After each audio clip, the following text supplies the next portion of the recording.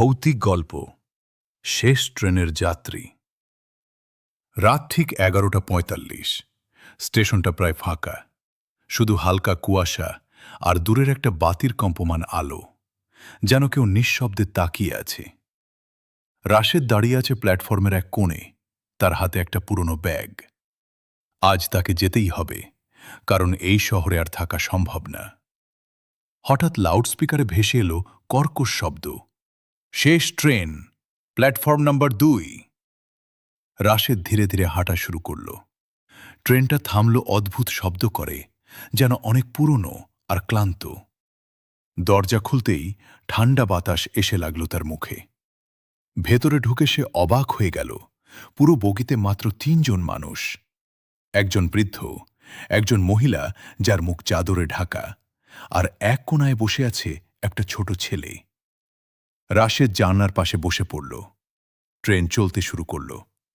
কিছুক্ষণ পর রাশেদ খেয়াল করল ট্রেনটা যেন খুব ধীরে চলছে, কিন্তু বাইরের দৃশ্য একই জায়গা বারবার ঘুরে আসছে। একটা গাছ, আবার সেই গাছ, আবার। তার শরীর ঠান্ডা হয়ে গেল। হঠাৎ বৃদ্ধ লোকটা বলল, প্রথমবার উঠেছ? রাশেদ চমকে উঠে বলল, জি। বৃদ্ধ হাসল, এই ট্রেন সবাই একবারই ওঠে। রাশেদ জিজ্ঞেস করল, মানে? বৃদ্ধ কোনো উত্তর দিল না, শুধু ধীরে মাথা নেড়ে বলল, নামার সুযোগ খুব কম। ঠিক তখনই ছোট ছেলেটা এসে দাঁড়াল রাশেদের সামনে। সে বলল, আপনি কি বাড়ি যাচ্ছেন? রাশেদ বলল, হ্যাঁ। ছেলেটা ফিসফিস করে বলল, কেউই বাড়ি পৌঁছাতে পারে না। এই কথা শুনে রাশেদের বুক ধক করে উঠল। ছেলেটা হেসে দৌড়ে চলে গেল। হঠাৎ চাদর ঢাকা মহিলা ধীরে ধীরে মুখ তুলল।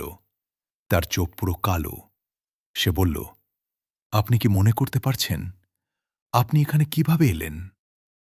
রাশেদ থমকে গেল।